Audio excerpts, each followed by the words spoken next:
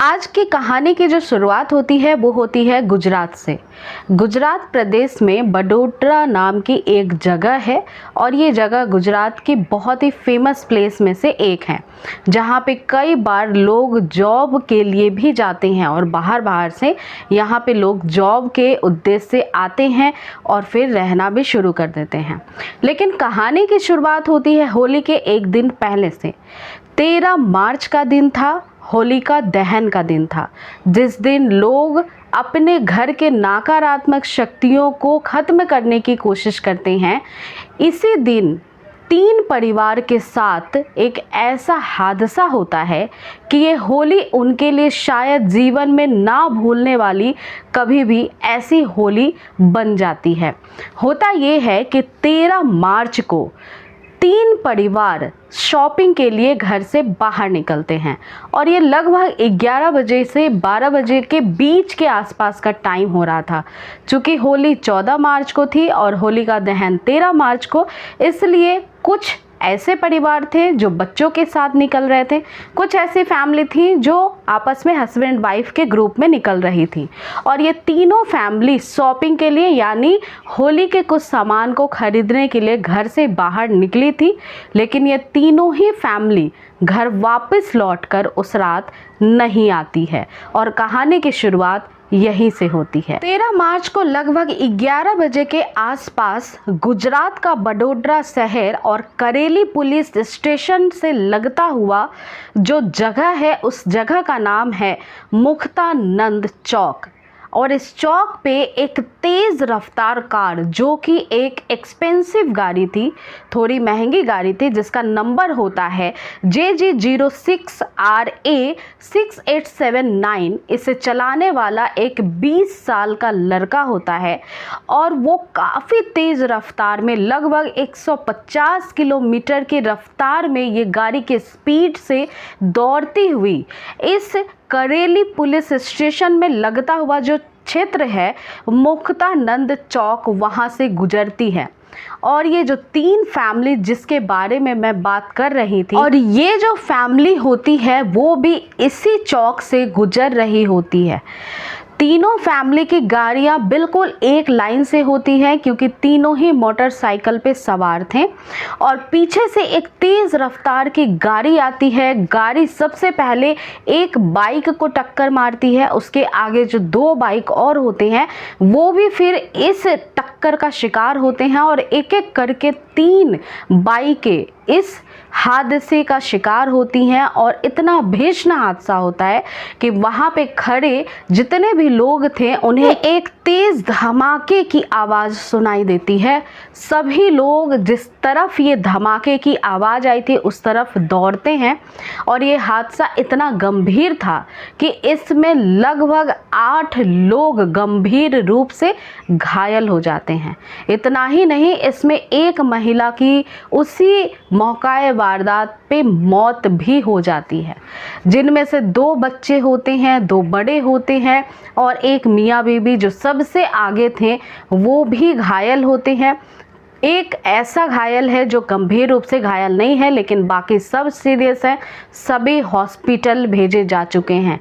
लेकिन जिस समय ये टक्कर होती है वो बहुत तेज़ टक्कर होती है और जब ये लड़का जो 20 साल का था, महज 20 साल का, वो गाड़ी के अंदर ड्राइव कर रहा था, वो एक ऐसा स्टूडेंट था जो कि लॉ की पढ़ाई कर रहा था और खुद कानून तोड़ने पे आमादा था उस 13 मार्च की रात को। जिस महिला की मौकाए वारदात पे मौत हो चुकी है उसका नाम है हिमानी, जो कि अपने पति पूरब के साथ 2 पहिया गाड़ी से निकली थी घर से, जो कि अभी तक घर वापस लौटकर नहीं आए हैं।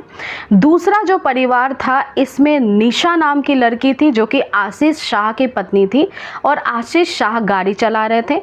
इनके 2 बच्चे, एक बच्चा 9 साल का और एक बच्चा 11 साल का, जो कि साथ में होली के शॉपिंग के लिए निकला था। ये भी घर वापस लौटकर नहीं आए हैं, गंभीर रूप से घायल होने की वजह से अस्पताल में भर्ती हैं। और इसके साथ ही जो तीसरी गाड़ी थी उस पे भी 2 लोग सवार थे जो कि गंभीर रूप से घायल हो चुके हैं।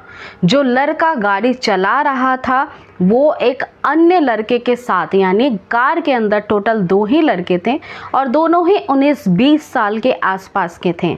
जो कार को ड्राइव कर रहा था वो लड़का लॉ का स्टूडेंट होता है और उस लड़के का नाम होता है रक्षित रविश चौरसिया, जो कि लॉ की पढ़ाई करने के लिए उत्तर प्रदेश से आया था और ये उत्तर प्रदेश के रहने वाला बनारस का है। लेकिन वो MS यूनिवर्सिटी, जो कि एक बहुत जानी मानी यूनिवर्सिटी है बड़ोदरा में, वहाँ पे लॉ का स्टूडेंट था। इसके साथ जो दूसरा लड़का था वो इसी का दोस्त था जिसका नाम था तासु चौहान और ये मास कम्युनिकेशन में पढ़ने वाला एक महज 19-20 साल का लड़का था और ये जस्ट ड्राइवर के सीट के पास में बैठा हुआ था। और जब पुलिस मौकाए वारदात पे पहुंचती है घटना होने के बाद, तो इस लड़के की कहानी भी कुछ अजीब ही निकल कर आती है। कुछ CCTV कैमरे के फुटेज जो होते हैं वो काफ़ी ज़्यादा सोशल मीडिया पे इस एक्सीडेंट का वायरल हो रहा था और इसमें जो ये लड़का था रक्षित, ये ड्राइविंग सीट पे बैठा होता है। जैसे ही इसकी कार की तेज रफ्तार एक बाइक सवार व्यक्ति की गाड़ी में जाकर के टच होती है, लगती है, गाड़ी बहुत तेजी से ठुक जाती है और उसके बाद जो कार होती है उसके आगे के जो एयर बैग्स होते हैं दोनों, वो खुल जाते हैं। इस वजह से रक्षित और उसका दोस्त जो होता है वो गाड़ी में ही फंस जाता है, गाड़ी वहीं रुक जाती है और बहुत ज़्यादा जो नुकसान है वो कार को भी पहुंचती है। इसके बाद कार वहीं रुक जाती है और रक्षित का दोस्त सबसे पहले कार से बाहर निकलता है और वो अपने बचाव में चीखता चिल्लाता रहता है कि ये कार मैं नहीं चला रहा था, ये मेरी गलती नहीं है, ये मैंने नहीं किया, ये इस लड़के ने किया है, यानी उसका दोस्त रक्षित जो कि ड्राइविंग सीट पे बैठा था।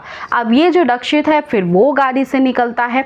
गाड़ी से निकलने के बाद जैसे तैसे वो बाहर आता है, उसके बाद वो लगातार चिल्लाने लगता है अनदर राउंड अनदर राउंड। इसके बाद वो अंकिता नाम की लड़की का जिक्र करता है, उसका नाम बार बार कहता है और उसके बाद जैसे ही भीड़ उसके तरफ आगे आने लगती है, भीड़ जुटने लगती है, वैसे ही वो अपने बचाव के लिए ओम नमः शिवाय का जाप करने लगता है। लेकिन फिर भी इतना करने के बाद भी वो लड़का भीड़ का शिकार होता है। भीड़ में जमा जो लोग होते हैं वो पहले तो उन लोगों को देखते हैं कि जो टक्कर की वजह से घायल हो चुके थे, जिसमें से एक महिला की ऑन स्पॉट डेथ भी हो चुकी थी। उसके बाद भीड़ जो है वो गुस्से में आती है, उस लड़के की पिटाई होती है, पुलिस थाने कॉल लगाया जाता है, पुलिस की टीम मौकाए वारदात पे आती है, इस लड़के को अरेस्ट करती है। अरेस्ट करके जब इसको थाने लेकर के जाया जाता है, इसके ब्लड सैंपल्स को लेती है और फिर उसको जांच के लिए भेजती है। लेकिन उसके ब्लड सैंपल में कुछ नशे की बात सामने अभी तक खुल के नहीं आई है। लेकिन लोगों का मानना है कि जब उन्होंने पहली बार इस लड़के को चीखते चिल्लाते देखा तो ये देखने से ही लग रहा था कि किसी नशे का आदी है और उस दिन भी इसने कोई नशा किया था। लिहाजा अब पुलिस इस तरफ भी रुख करके जांच में जुटी है कि क्या इसने किसी ड्रग्स का सेवन किया था। इधर सुबह होते होते जितने भी CCTV फुटेज या फिर मोबाइल से बनाई गई क्लिप्स थी वो लगातार हमारी इंडिया के अंदर अब ट्रेंड होने लगती है, वायरल होने लगती है। लिहाजा कुछ मीडिया रिपोर्टर्स की टीम अब पुलिस थाने पहुंचती है और इस लड़के का स्टेटमेंट भी दर्ज कराने की कोशिश करती है।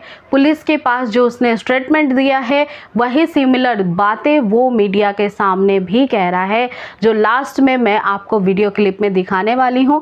उसका कहना ये है कि वो उस दिन अपने दोस्त के साथ होलिका दहन में शामिल होने के लिए निकला था।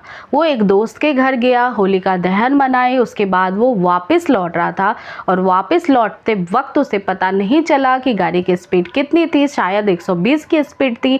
और उसने अपने कार के आगे जस्ट एक बाइक को देखा और जब तक वो संभलता तब तक टक्कर हो चुकी थी। वो अपनी गलती की माफ़ी भी मांग रहा है। वो ये भी कह रहा है कि मैं घायल रूप से जो जख्मी हैं उन सभी की मदद करना चाहता हूँ, उनसे मिलना चाहता हूँ। लेकिन ये जो घटना है ये अपने आप में बहुत भयानक घटना है। निर्दोष लोगों को पीछे से आकर टक्कर मारना, उनकी जान ले लेना, कई परिवार के लोग ऐसे ख़त्म हो जाते हैं जिन पे पूरी फैमिली की जिम्मेदारी होती है। तो कानूनी रूप से कानून की नज़र में ये घटना बहुत बड़ी घटना है और गुनहगार के केवल इतना 2-3 लाइनों को कह देने से उसका गुनाह कम नहीं हो जाता है। लिहाजा वो अभी पुलिस की गिरफ्त में है, रिमांड पे है। पुलिस लगातार उससे पूछताछ कर रही है। जिस लड़की का नाम उसने बताया, जो नारे उसने लगाए, वो किस उद्देश्य से उसने लगाए हैं वो भी उससे पता करने की कोशिश कर रही है। जो ये लड़का है रचित, ये एक बिजनेसमैन का बेटा है, ये भी निकलकर सामने आया है और वो पढ़ाई के लिए गुजरात में रहता था। लिहाजा पुलिस की पूरी जो प्रक्रिया है वो लगातार चल रही है। जितने भी घायल व्यक्ति हैं उनका इलाज हो रहा है हॉस्पिटल के अंदर, उन्हें बचाने की कोशिश की जा रही है। लेकिन इन घटनाओं से चलते हुए उन लोगों को रोड पे डर लगता है जो कि तमाम नियमों का पालन करते हैं और बहुत अच्छे से वो ड्राइव करते हैं, डेली ऑफिस जाते हैं, ऑफिस से घर आते हैं, लोग काम के लिए मार्केट निकलते हैं, बाहर जाते हैं। लेकिन अब ऐसी घटनाओं से उनके मन में ये ज़रूर डर बैठा होता है कि हमारे सारे नियमों का पालन करने के बाद भी कोई हमें मार के न चला जाए।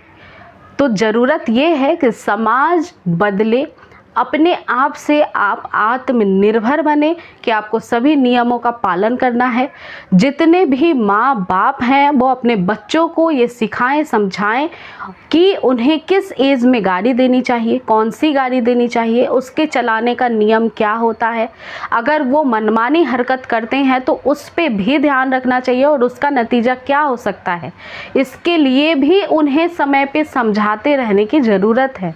क्योंकि छोटी उम्र में जो रचित से हादसा हुआ है वो उसकी भी पूरी ज़िंदगी को ख़राब कर सकता है। तो इसमें सभी का नुकसान होता है, दोनों परिवारों का नुकसान होता है। तो आज की जो कहानी थी वो यहीं तक थी। इस कहानी का सुनाने का मेरा मकसद आप सभी की भावनाओं को ठेस पहुंचाना नहीं था। ऐसी कहानियों को सुनाने का मेरा मकसद बस इतना होता है कि आप सभी को जागरूक कर सकूं, सचेत कर सकूं। आप जहां भी रहें स्वस्थ रहें, अपने परिवार को सुरक्षित रखें। तो ये कहानी यहीं तक थी। अगली मुलाकात होगी नई किसी कहानी के साथ। लेकिन दोस्तों, अगर आप ऐसी ही रियल इंसिडेंट्स की कहानियां सुनना पसंद करते हैं तो ऐसी स्टोरीज आपको मेरे चैनल पे डेली मिलती रहेगी। इसके लिए आप चैनल को सब्सक्राइब कर सकते हैं और वीडियो को लाइक कर सकते हैं। तो take care friends, thank you.